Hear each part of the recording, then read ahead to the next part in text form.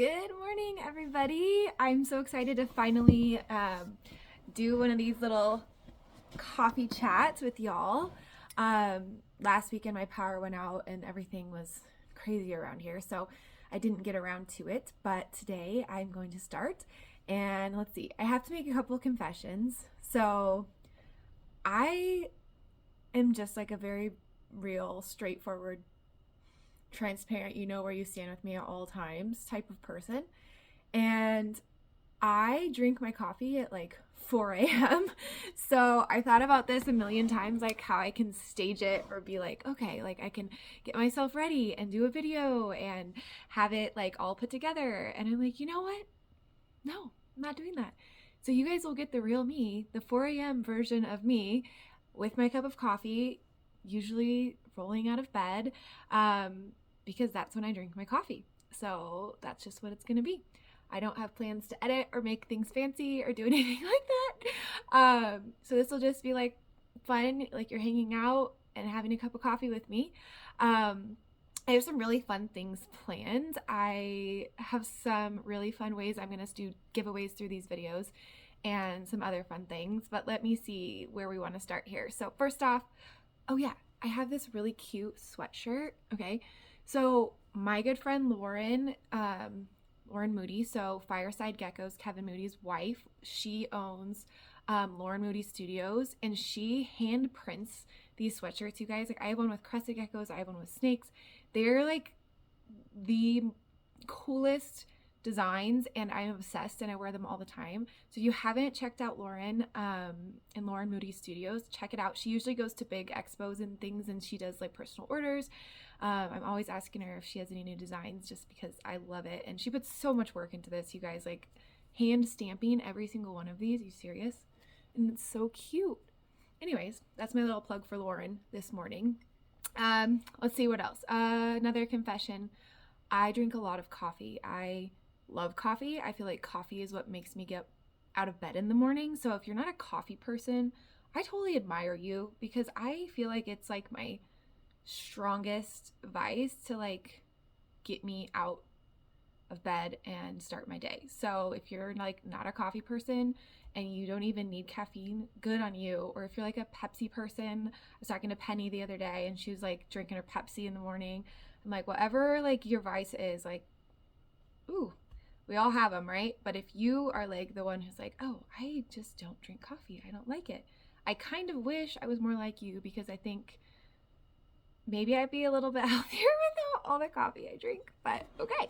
So anyways, let's get started. I did a fun like Instagram poll last week to see what you all kind of wanted to talk about first, and it was like split between business and intentional pairings.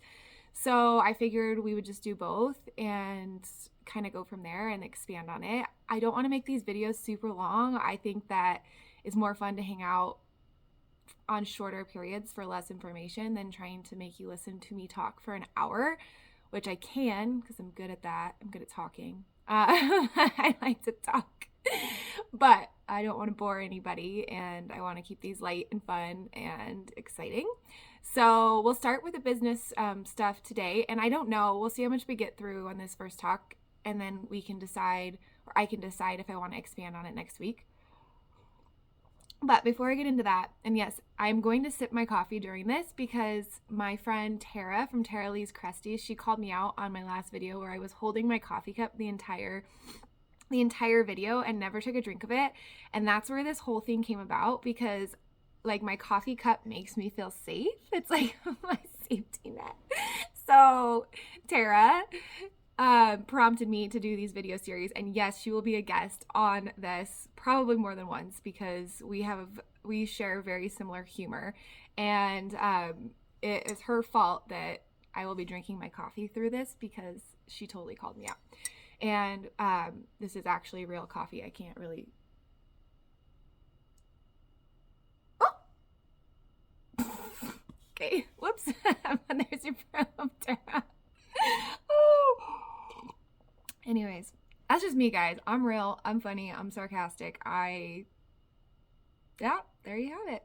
just poured coffee on myself. So anyways, let's get into it with the business side of things. And I will talk through like a little bit of background about my evolution in this business and give you some tips and insight. And then we can expand on it more if you guys have questions and then like want to dive into something specific.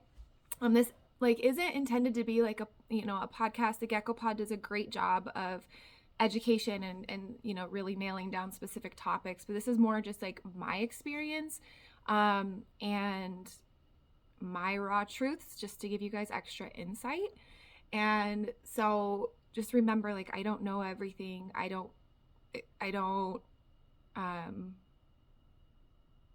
think that I have all the knowledge, and not everything I say is gospel. This is just my experience, and hopefully just you guys will utilize some of my experience and things that I've gone through and made mistakes with to kind of like help you in your journey.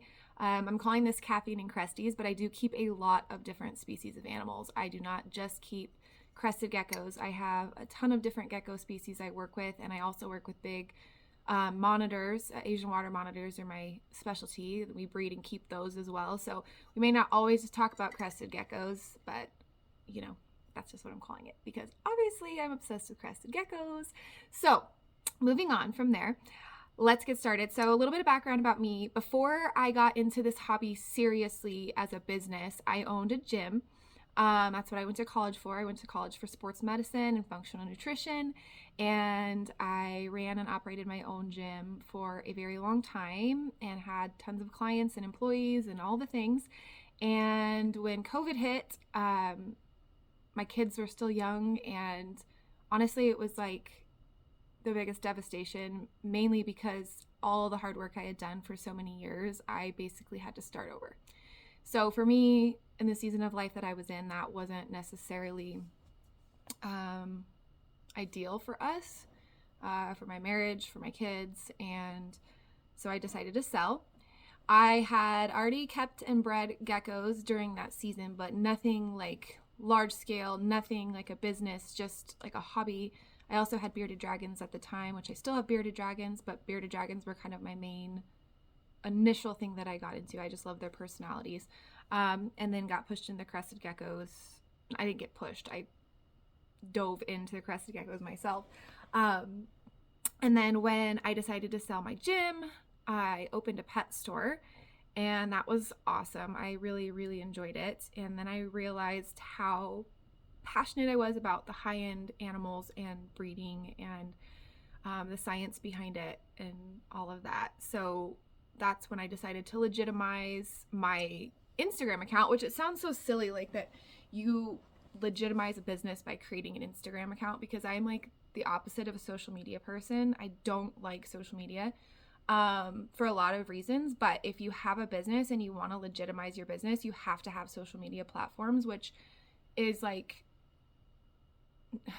it's not ideal, but it just is what it is. And it's just something you have to like ultimately accept, because unlike my gym where people are walking into the door every day and they see me and they're like, oh, like Nicoletta is the owner and I love her, and the product and the service that I get here is great.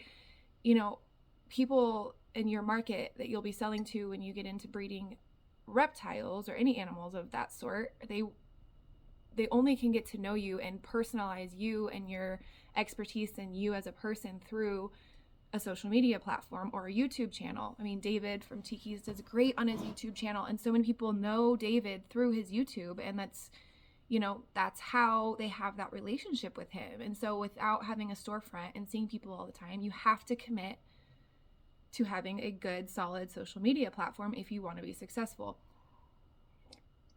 With that being said, there are a lot of really successful breeders out there that don't pay 2 bits of attention to their social media account, and they focus more on the in-person expos, which I think is wonderful, and I do both. So it's really just going to be like which direction you want to go, or if you want to go in both directions, but you have to have something that gives you a footprint into the online and the worldwide social platforms, just so that people know who you are. And how much time you want to commit to that is up to you. but it is, in my opinion, necessary. It's worked really well for me, and I am all about not having social media. So I will say that although it's worked out well for me, it has been something that I've had to draw boundaries with, not get obsessed over, and try really hard to just stay positive throughout, my entire experience with that. With that being said, I don't think you need a website right away. I think Morph Market is a wonderful platform to start with for selling animals. They've kind of got it all dialed in for you. So if a website is intimidating, save that for a few years in when you know exactly what your vision is and where you're headed, and have a strong idea for what you want for your website. I don't think it's fully necessary right away. I think the biggest thing with starting any business is kind of business 101 is having a vision and having a plan, and plans and visions change throughout the process of business and your time running your business, but you have to have a starting point. If you just throw things to the wind and you don't know what your specialty will be or what your niche is or what you're passionate about, like it will come across as just kind of like that account that everyone doesn't follow because they don't even know why or what you're doing and what your vision is and what your purpose is behind it. And I think that those accounts are the ones that get left behind. If you're just starting your hobby into a business, you have to keep in mind, like, what is your intention? Like, what is the point? There's a lot of breeders in the community that they are selling geckos just to meet what the market or what they think the market is doing. And I think that is a really tough place to be as a business, because I know from experience that when you turn your passion into profit, there is a high burnout rate. And when you are not focused specifically on what you love or what the one thing is that sparks your interest, it's really easy to just be like complacent and not actually move through the motions to build your business, because now all of a sudden you're frustrated because things aren't selling. And trust me, if you are not passionate about it, if you aren't like taking this animal that you produce and you're like, this is, now not everything works out, but if you aren't like excited to look at those babies, or you're not excited to look at your pairings, you're just kind of like doing it and posting them up, people can notice that. It's the people that are super passionate about their productions that people cling to, because they can sense and see the passion behind and the intention behind why that animal has been produced. And I think ultimately 99.9% of the time, the sales, win out from the passionate person. Now, you always are going to have the people that are under the market cost that are going to beat out sales from a specific group of people, and you can't really eliminate that. But when you're looking at the business as a whole, your intention, your passion will come through, and that will turn over into sales. It really will. So it's like sales 101. I mean, you can tell a passionate salesperson from just a salesperson, and you can tell that on an Instagram account, you can tell that on a website, you can tell that in person at an expo. I mean, I can't tell you how many expos I've been to where the person that has animals on the table is sitting behind their table eating a sandwich or texting on their phone, and I don't even stop at those tables, to be honest. Like, no offense to anybody, but man, that is just like, for me, you can tell straight away that they are there and their passion doesn't just hit you in the head, and you don't want to ask them questions, you don't want to pick their brain about things, because you can tell ultimately that they don't necessarily have that drive to have that conversation and that time with you. So you as a person, your business, and how you represent your passion and your vision is really important. And if you don't have that yet, I suggest really considering why you want to breed and why you want to sell animals in the first place, and give yourself like that hard, like, wow, like, okay, I don't even know what I want to specialize in yet. And it changes. Doesn't mean if you pick something now that it can't evolve as you find new things and you get excited about new stuff. Like, that isn't to pigeonhole you, but it is to protect you from getting to a place of burnout and then realizing you don't even like this in the first place. So depending on where you're at and where you want to start and what phase of business you're in, it really is important to know exactly why you're doing it and the market which you're trying to put yourself into and create a really strong reputation for who you are and what you're passionate about and what your goals are to better this hobby.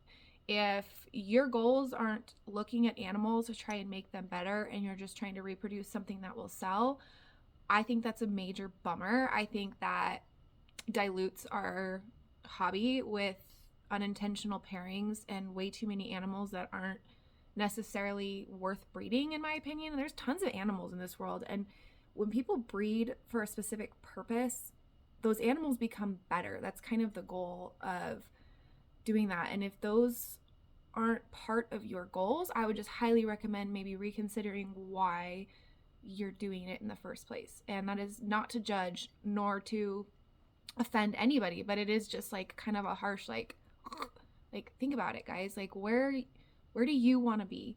And personally, I stuck myself into the high-end market from the beginning. That's where I wanted to be, and that's where I feel like business is the most sustainable. And other breeders may disagree with me, but I feel like the high-end market is more stable than the low-end wholesale market and the pet animals. Now, do I produce those? Absolutely, but it's not my main intention. And when I invested my money into this, my goal was to get into the high-end market and to make these animals that I already thought were beautiful more beautiful given my specific goals. With that being said, if you already have a business going and you're already passionate and intentional and all the things, like, wonderful. Like, that's exactly where you need to be. For me, I legitimized my account. I want to say, I think it was at the beginning. No, it had to have been the middle of 2020 when I created my Instagram account finally, because I had just sold the gym. And I was like, okay, this is something I can do from home. I really enjoy it. I love all my animals, and I kind of just want to make this something I can do on the side, and be home with my kids. Because at the time, and we still homeschool, that was just something that was going to be my journey, was being home with my kids. And that's not everybody's journey. So I needed to do something that I could kind of build that way. Something I could do out of my house and not feel like I had to be at a 9-to-5. So that's when I started my Instagram account. And from my business experience and just owning a gym, you have to get people excited. So for me, my initial push into this community was kind of, I don't want to say ballsy because that sounds weird coming out of my mouth, but it took a little bit of guts to do what I did initially. And I think back on it now and I'm like, oh my gosh, what drove me to do this? And I think it was just that fiery passion to just get out there in front of people as quickly as possible. And so what I did, and this was 4 years ago, was I went to some of the bigger breeders I had been following for a while that I thought had some of the most beautiful animals. And I asked them, hey, I want to do a giveaway and I want to buy your animals to give away. Now, it sounds ridiculous, but at the time, I didn't have anything I felt worthy of giving away that people would see of value, and especially not something super exciting. And for me, I wanted it to be a in your face, whoa, who is this girl giving these animals away, and building up other breeders in the process. And now, giveaways are a lot more prevalent. Back when I did this, I feel like there were very far and few between, and there wasn't a ton of giveaways. So it was just something to really capture people's attention. And so it was the Juliana's Geckos giveaways. And a lot of you have started following me during that season of my account. And I have done an annual giveaway every year. And every time I do it, I do the exact same thing. I go to breeders that I think are doing something awesome, or breeders that I love what their animal is, and I buy their animals up and I give them away and I showcase them along the way. And a lot of people thought oh, these animals were given to me, but no, I had to invest money into these giveaways, and significant money. I think my first giveaway cost me a couple $1,000s, which isn't, I'm not saying you have to do this. It's very much just me and my journey with it. But, and I will say I'm glad that I did. I think that really put me into a spotlight of oh, who's this Juliana's Geckos, and she's giving away 2 lily whites. I mean, 4 years ago, lily whites were far less prevalent, and I was giving them away. And my giveaway got people involved and excited, and they had different things they had to do. And, it really got a lot of attention to my account. And that was my initial motive with my account, was like, I'm going to give other people's animals away until I build up enough of my own offspring to either give away or to showcase. And that's kind of how my account initially evolved, and how my footprint into the social world kind of worked for me. And I think that now there's a lot of giveaways going on kind of at all times. It's much more saturated. I don't necessarily think it would work as well now, but my point being, like, you need to be creative, and you need to be willing to like put yourself out there and allow yourself the opportunity to fail or have something not work out, because the amount of things that I've tried that haven't worked out is far more than those that have. The giveaway was a lot of fun because I got to know people through it. I got to truly like experience like the community, and the people I was buying geckos from were showcasing me. And so I felt like I was building a good space of just like networking, and I loved that. I thought it was, beneficial to me on so many levels, not just like building my account, but really starting to like build relationships among other breeders. And I think that is really, really important. I think that, every industry is cutthroat. You're always going to have people that don't appreciate what you're doing. You're always going to have naysayers. You're always going to have people that talk crap behind your back. I mean, that can't be avoided, but you have to be willing to build relationships and find people that you trust, and, people that will mentor you. I had a lot of great mentors when I started. I mean, I had, especially like, I feel like for me, just like cheerleaders, and that was really like helpful to me when I first got started. So like, don't be afraid to ask questions to other breeders. I mean, there are certain breeders that may not give you the time of day, and that's okay. But the worst that can happen is they don't respond to you, or they say no. Or if you have people that you've like looked up to for a long time, reach out and just be like, hey, look, I'm getting started. Do you have any tips? Do you have any insight? And, go from there. If your business is already established, you already have these relationships, and you're still trying to kind of build your brand, I think it's important to have a good brand. And I'm trying not to ramble on and just make this all, I'm trying to make it all cohesive so it makes sense. And I think I'm going to have to expand on this next week, but because there's a lot of information that goes into it. But your brand is important. People will recognize it. They will recognize your logo. They will recognize your colors. They will recognize your photos on your Instagram. They will recognize everything. And I realized quickly that I didn't like how my page looked right off the bat. And I started going and like looking at all these accounts, and I'm like, oh my gosh, I love the cohesiveness on this account. I love that it all, like, what this person specializes in, and what they love, and the colors. Like, it was just very brand specific. Like, I think of Lindsay Bandy from Crested Cuties. Like, I could recognize one of her posts. Like, I could go through my feed and know, oh, that's Lindsay. Oh, that's Lindsay. Oh, that's Lindsay. And she was one that I really like leaned into initially with marketing, because she has a marketing background, and her account is just, it just draws you in, and it's very consistent. She was very consistent with her posting. She was very consistent with her look, who she was. And now pretty much everybody can recognize a post from Lindsay because she's kept it so cohesive. And I think building a brand off of like that, instead of having a bunch of just random stuff on your page, has helped me a lot. Different people do different things, and different things work for them.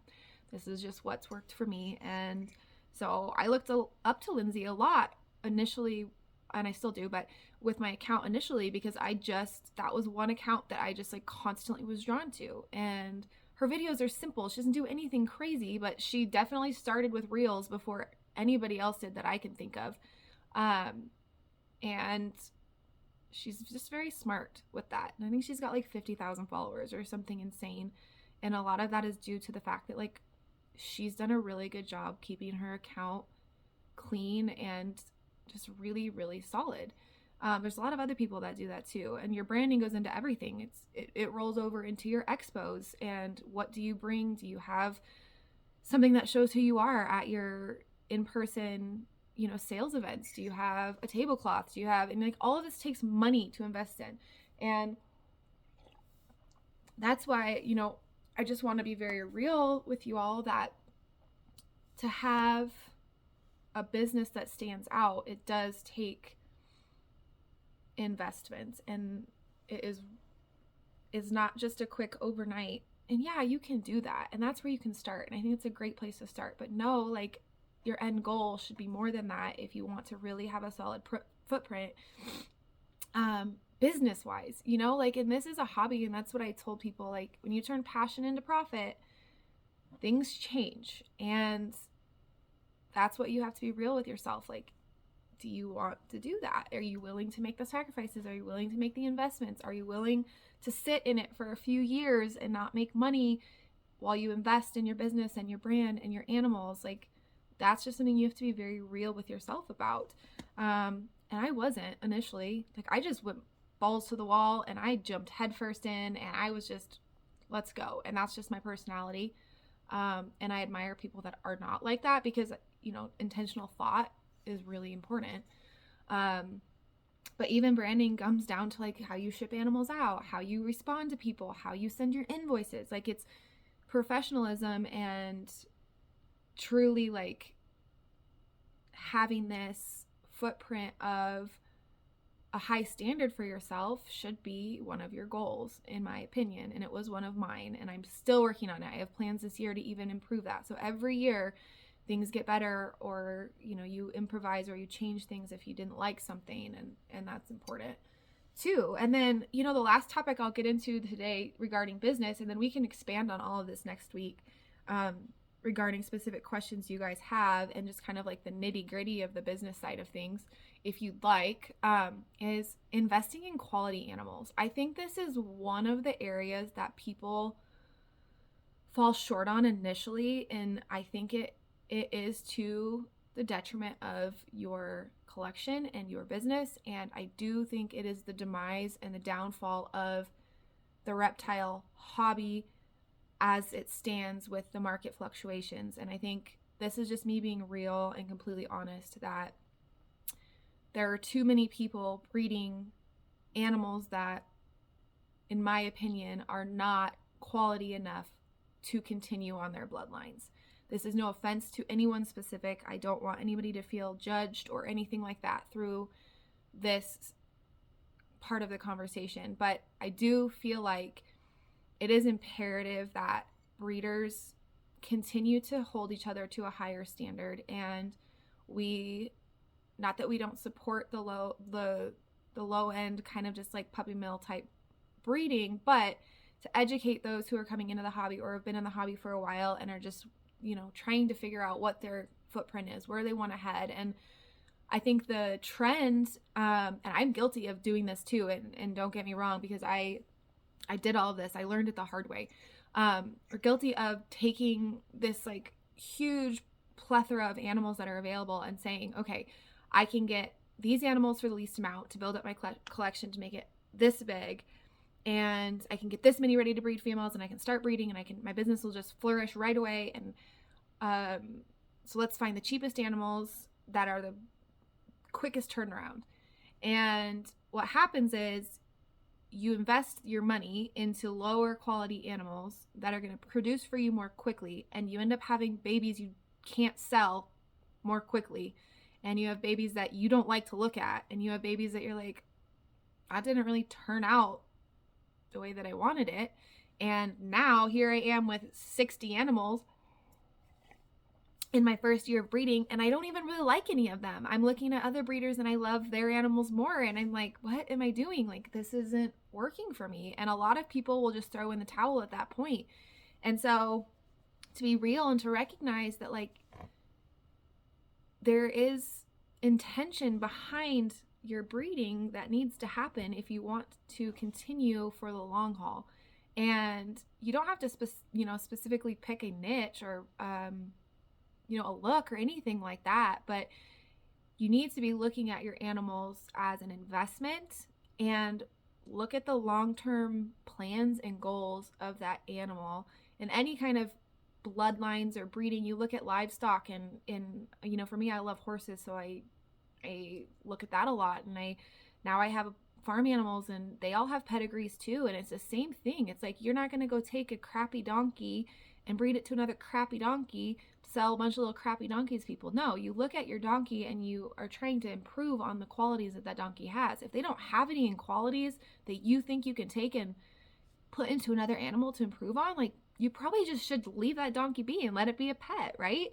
So it's kind of the same mindset when you're looking at your pairings and your animals. And I know a lot of high-end breeders and even hobby breeders that do this, and I think that's what I do, and it keeps your fire going, but it also doesn't burn you out quickly and have a bunch of animals that nobody wants, that you have to take care of, that you have to pay for, that you have to feed, and then that becomes very overwhelming. So when you're thinking about your pairings, and even if you have a collection built up right now, I think it's always good every single day I'm going through, like, what is the point of this animal in my collection? Do I need it? What am I doing with it? Where is it headed? What is it going to do to improve this? Like, what qualities does it have to continue making things better? And if you don't have that, then it's probably not necessary to have that animal in your collection. You're always going to have those sentimental animals that, no matter what, like, they will be your heart animals, and doesn't matter if they produce great things or not, like, they're your pets or they're just something special to you, and that's great, and everyone should have that. I think that's really important. But I think it's also equally as important to recognize that there are a lot of animals in the hobby that should not be bred. They should be kept for pet quality, and there's not that many people out there in the grand scheme of things that are collecting geckos that are pet quality. So your focus needs to be, like, which market do you want to be in? If you do a lot of expos and you love the pet market, and the kids coming up and getting into the hobby, and they're just so excited to have their first gecko, there is a huge market for that.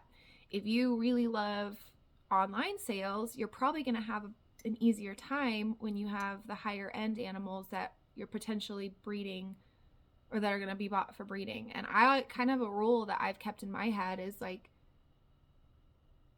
when I'm selling animals or when I'm cutting animals out or whatever, I look at it and I'm like, would I take this and would I put it back into my collection to breed? Now, I can't take everything and put it back into my collection, but, like, is this animal, in my opinion, valuable for someone to go put into their collection and continue on the bloodlines? If it is, then that's how the animal's priced, and I truly believe that. If it's not, then I pull it into that pet market, and I consider highly the parents and how many offspring are they producing that are in this range or this range, and then I have to weed things out. And you don't know things for a few seasons. I mean, you really can't, and we'll do another video on how I do intentional pairings, but you really can't know what an animal's capable of in its first season. And sometimes they blow your mind, and you're just like, oh my goodness, like, okay, this animal is outproducing itself every single time, and that is an animal you want to keep in your collection. And then you have animals that you're like, their first season, it was like, they kind of produce nice stuff. Maybe we need to adjust and pair with somebody else to see what they're truly capable of, or whatever it is. And then you have some animals that the first clutch, or their first season of babies, you're like, they all have crappy structure, even though they're paired with another animal that has better structure. They, all the qualities that you wouldn't necessarily want. And that's when you have to consider whether or not you want to keep that animal in your breeding program. And I'm always very honest with people. If I sell animals that I feel like are breedable animals, I'm very straightforward. Oh, this animal doesn't necessarily produce the best structured animals. Oh, this animal, they have nice babies, but they always look like this, or, whatever it is. And you can't know those things, to be honest with people, until you bred the animal for at least 2 seasons. So thinking about your business as a whole, and I hope this has been helpful and not just rambling, and I want to continue it because I think it's important, is just, like, truly figure out what your goals are and what your intentions are. So let's just, like, kind of wrap this up from just a standpoint of looking at your business as a whole, for new businesses and old businesses, as all of it. So, like, look at your footprint in the community and how you want to represent yourself. Look at your goals, your intentions, your passions, your values, and evaluate if those are coming through on your platforms, whether it's in-person sales, online sales, whatever it is. Like, are those cohesive? Are you doing the best that you can do there? Take a look at your animals. Like, are your animals to the standard you want them to be for your breeding program? If they're not, evaluate how you can adjust and do better, how you can bring a stronger, positive, quality influence into the community with the quality of your animals. And really, truly have a heart-to-heart with yourself of like where you're at and why you're doing this. And it's okay to not breed. It's okay to be in the hobby and collect too. There's a lot of awesome collectors out there who just want beautiful animals. And if you have a functioning business, I think it's important to constantly be questioning these things and holding yourself accountable to these different principles. And lastly, like, find a mentor. I really truly feel like that is very important in building a strong foundation as a person, is having somebody that you can ask questions to, or, make mistakes that won't judge you and really help kind of like cheerlead you. I think that is just really, really important, from the beginning. And don't be afraid to put yourself out there. I think that this community is intimidating in a lot of ways, but at the same time, like, it is a really great community, and there are a lot of really awesome people who love the animals as much, or if not more, than you do. And I think it's important to find those people and to cling on to them and to then become that person yourself, so that we can continue having a really awesome, safe space of collaborating and learning from each other's mistakes. I think that is really important. And I'm hopeful that after this video, you guys will have more specific business questions. This was just kind of like a little bit of background and just kind of business, I would say, like 101, from kind of like where you're at and where you want to go. And so I'm not sure, especially from those of you who will watch these videos, like what you specifically want to dive into business wise. And that's why I'll be looking to you guys to comment on this video, like, what do you want me to dig into more specifically? What, areas of the business, the website or whatever. I don't know. Everyone has different things they want to learn about. And I think there's tons of time, and we can just chat over coffee about all of it. So I know the next kind of series after we go through this business stuff, and there will be more business stuff, like I'll continue evolving this over time. I'm learning something every single day about running this business, and I am not afraid to tell you guys like what I'm learning. So this isn't just like one-stop shop for all your business needs. No, this is like an evolving conversation over coffee that we'll continue to have on multiple different topics. So with that being said, comment on here, if there's something you want to dive into, or if you have any feedback, questions, or thoughts on anything that I have said to you all throughout this entire, oh my gosh, I made it 40 minutes. This is insane. Oh my gosh. Sorry guys. Hopefully you stayed in here for it. If you got bored, it's all good. No judgment. I hope you were drinking your coffee while you were doing it. But I'm super excited, guys, just to hang out with you and to get to know you and share my experience and my love for this hobby, because it is so intense. Like, I love this hobby. Love it. I am obsessed with my animals, and they are my babies, and it is just the coolest, most fun. I just can't believe it's my actual work. It just blows my mind. It is such a blessing. I am so grateful, and I'm so grateful for all the support and love I have from you guys. It's just amazing. You guys are the best. But with that being said, a couple fun things. I designed a few coffee mugs. This is not it, obviously. Pretend that it is. And I'm going to share those designs with you probably next week. And then at the end of this month, I'm going to do a giveaway, and I'm going to give away mugs, my special caffeine and crusty mugs that are going to be hilarious and super fun. So I don't want you to miss out on that. So make sure you're following my videos this month so you can get in on the fun giveaway for my first set of coffee mugs.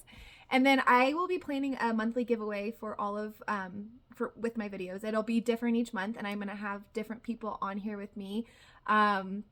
to just share in the love and the coffee talk and do some really fun things.